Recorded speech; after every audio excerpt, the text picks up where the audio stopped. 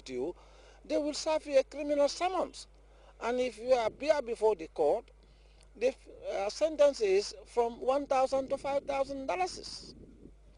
And if you fail to pay, you're going to spend it at the prison.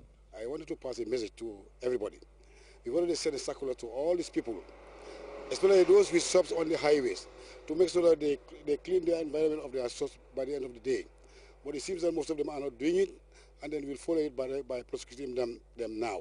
And we are going to work with the NEA to make sure that we prosecute those people who are not complying with these instructions. Operation Clean the Nation, as ordained by President Janneh, is for all inhabitants of the Gambian environment to clean their respective environments. As the policy declaration is slowly fading away, environmental authorities have vowed to bring the culprits under the arms of justice.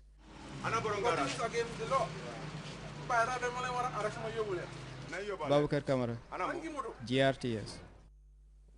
Well, elsewhere in the West Coast region, volunteers, among them members of the various security service outfits, worked vigorously to rid the region's administrative center of waste. Fatu Jasi has details of that story in this report. Hordes of volunteers, amongst the members of the security services, Saturday turned out in numbers to take part in the monthly set-settle. The members of the security services have been particularly active participants in the monthly cleansing, something Ahmad Dumbia, senior officer, PIU Birkama Station, says is incumbent of every genuine citizen of the Gambia. Dumbia explains the mode of their operations during the monthly set-settle. Last week we were at the garage, that where we joined together and clean it. So today we are in Birkama police station, and we want to see that at least inside the police station is clean, so that the staffs here and the people coming, their health also can be reserved. The frontage of the police station where vendors occupy was thoroughly given a facelift by the occupants. Kuseni Job commended President Janneh for initiating the set-settle, adding that people should be adequately sensitized to disease from indiscriminate littering. Proceeding to Birkama Garage, where we met a good number of people waiting for the set-settle period to elapse to travel to their various destinations. The low turnout of volunteers for this set-settle, according to a member of the garage, was due to the fact that many traveled to Mayotte to take part in the celebrations marking the Gambia's 47th independence anniversary in the region.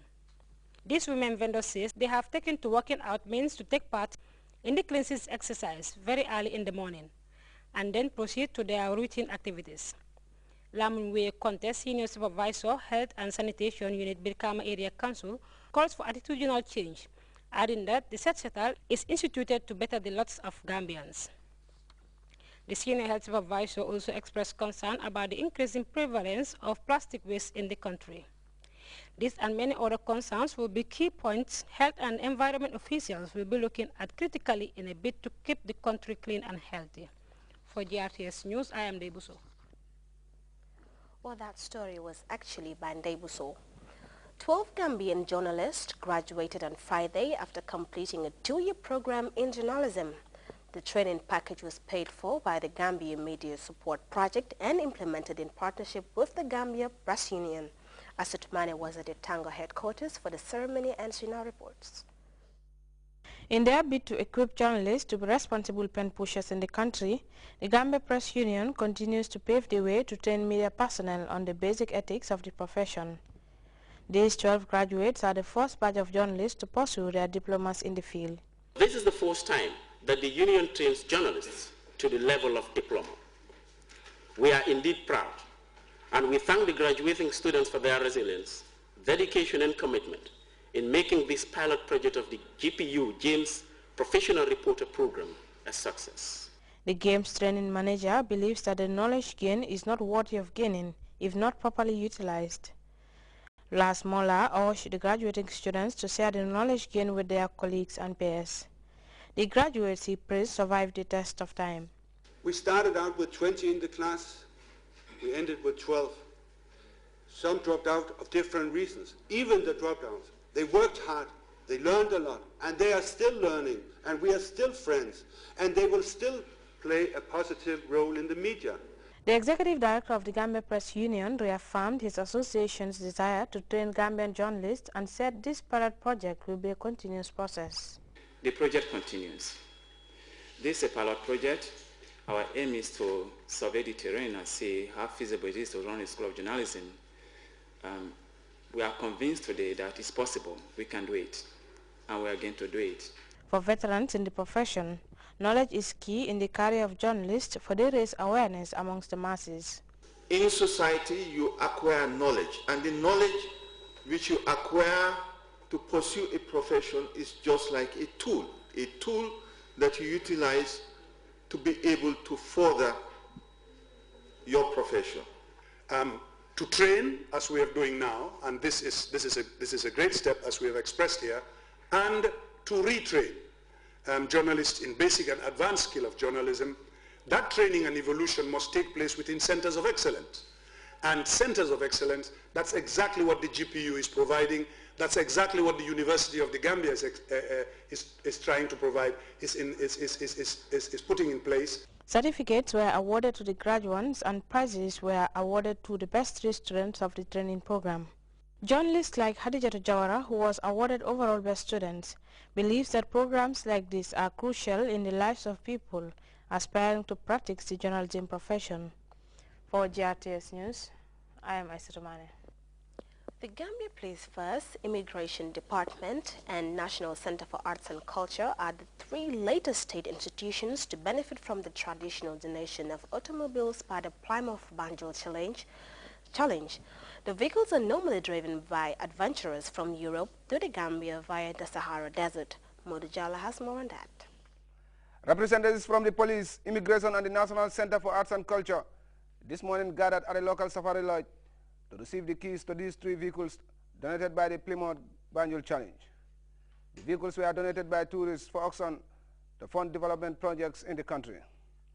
The director of the Plymouth Banjul Challenge, George Gomez, said his organization has been consistent in its support to institutions that promote tourism in the Gambia. The police, immigration, and the NCAC, he said, are important stakeholders in the tourism industry that should be strengthened to enhance their mobility and service delivery. And today, we have the greatest pleasure to donate cars to the Immigration Department and also to the police and also to the National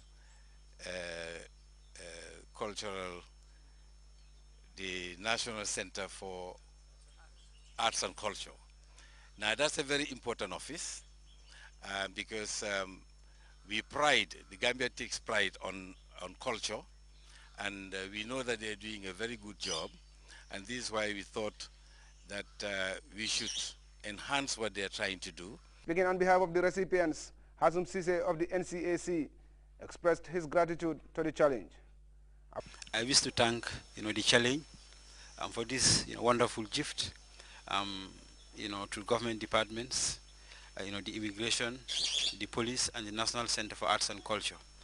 I should express particular thanks to Mr. Gomez for his profound interest in the development of tourism and culture in the Gambia. After the usual formalities, the beneficiaries were shown their vehicles, which it is hoped will enable them overcome mobility problems at their various institutions. Mamadou Diallo, GRTS. Well, you can also follow that story and other GRTS programs live on our website, which is at www.grts.gm. There you can also monitor GRTS Radio Live. Well, we go with a very short break now. Stay tuned.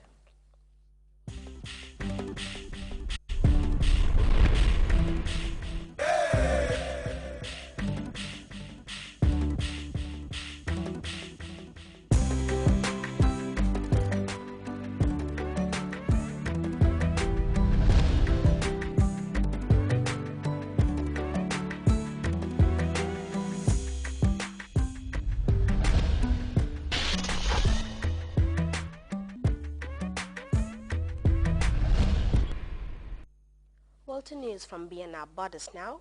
There has been a potentially critical advance in breast cancer research. Scientists in the United Kingdom, France, and the Netherlands say they have mapped the genetic code of the most common type of hereditary breast cancer. Dr. RACHAEL NATRAJAN of the Breakthrough Breast Cancer Research Center spoke to CNN's Jonathan Mann about the significance of the said breakthrough. Yeah, we've looked at hereditary breast cancer, and we're really excited about the results of our research. So what we've we found is